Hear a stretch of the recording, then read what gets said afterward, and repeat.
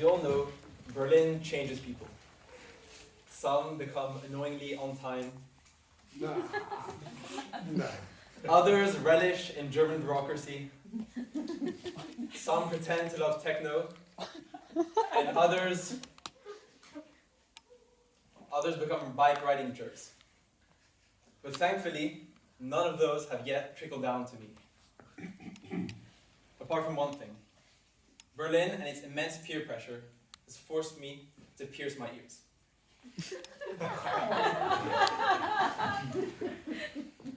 I was super excited about my piercing. But nobody around me batted an eyelid. After all, I hadn't gotten a Prince Charles piercing or tattooed my Steuernummer on my chest. Anyhow, I loved it.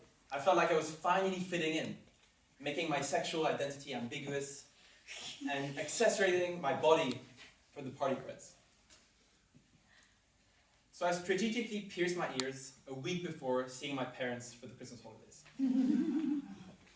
After not having seen them for a year, I wanted to surprise them and make sure that their heart was still in a good condition. And indeed, my earrings were a shock. The idea of my parents being chill, understanding, tolerant, got crushed in an instant. As hard as cocaine gets crushed in the toilets of Berlin Club. This was as big of a shock as when I told my Swiss parents I was lactose intolerant. But thankfully, I have recovered. When they first saw me at the train station, the first reaction was a mix of sadness, anger, and disappointment.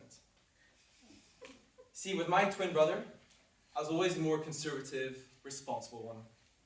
So now, with earrings on their poster child, everything they thought they knew about the world was called into question. It's like in the TV series Friends, when Phoebe's boyfriend realizes she has a twin sister. They don't know who they're dating anymore. That was the same thing. I could hear in their mind they were thinking, what were the legal ways they could disown me and give it to my brother? At home, the painful domestic interrogation began. They just couldn't comprehend why a guy should wear earrings. They told me, you go to the gym and you wear earrings, you're sending mixed signals. It's so contradictory. And I didn't want to remind them of the biggest sex symbol of the past century. A huge, muscular guy with jewelry. And he shared my nickname, Mr. T. My dad was especially concerned with my future career prospects. You walk in an interview, you'll never get another job. I tried to explain to him, our generation didn't want to work with people that cared more about your earrings than about your personality, qualifications, and ability. He dismissed me as naive and idealistic, but I like that categorization. My mom, on the other hand, didn't really care about my career. She just wanted me to find true love. Cute. But if that didn't happen, she at least wanted me to find a proper, no-trouble wife. And that's why she was so distraught. It was very clear for her. Those earrings didn't fit me, they were ugly, and made me look like a girl. She said she wouldn't date nor marry a guy with earrings. But thankfully, I wasn't planning to date or marry my mom. In the end, thankfully I didn't show them my nail polish, my rings, my kinky outfits, or my gay friends. I was risking my inheritance, but I didn't want to get charged with manslaughter just yet.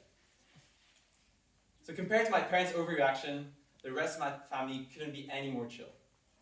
My brother, a Trump-loving real estate broker by day, and a Californian weed-smoking hippie by night, was very encouraging of my experimentation. But he wasn't going to get his feet too wet.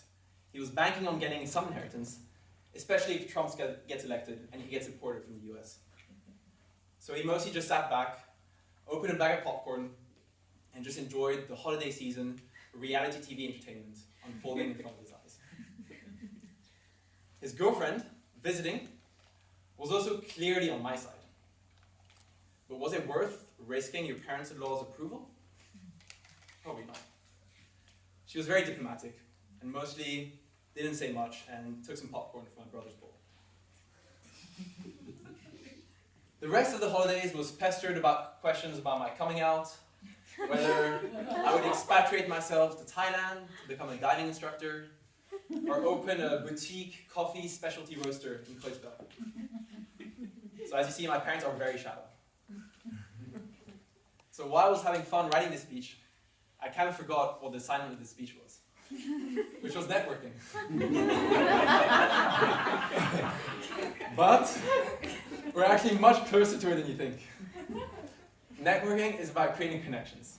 It's not about getting somebody's business card, a referral for a job interview, or selling your product to somebody. Networking is creating human, personal, natural connections by being yourself. And that's what my parents really don't understand. That I don't want to be projecting something that I'm not. If today I've got earrings, then so be it. If tomorrow I want to wear dreadlocks, who cares? If next year I identify as a raccoon, all power to me.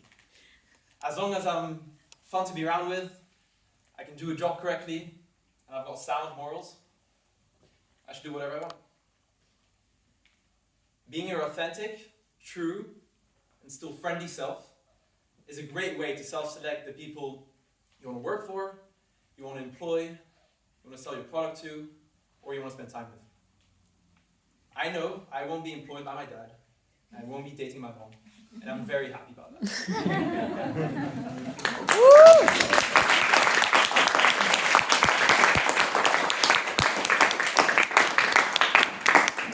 Thank you very much, Thomas, our soon-to-be raccoon.